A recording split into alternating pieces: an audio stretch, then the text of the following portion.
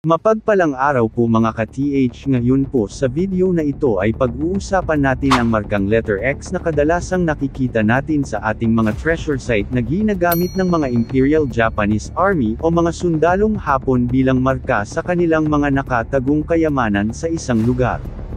Ano nga ba ang kahulugan ng X na marka mga ka-TH?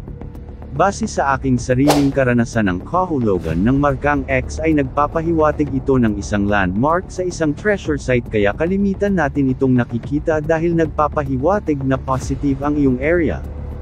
Dahil ang X marker ang unang hahanapin ng mga Hapon sa kanilang paghahanap.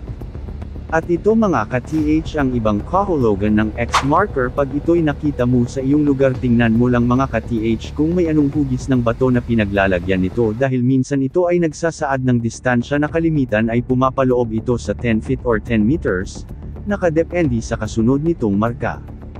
At ang isa pang kahulugan ng X marker ay kalimitan itong marka na nang papahiwatig na sa mismong area nakabaon ang deposito.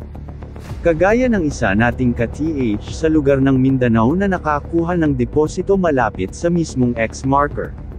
Kung meron pa kayong idea mga ka-TH sa nasabing marka ay pwede ninyong idagdag sa comment section.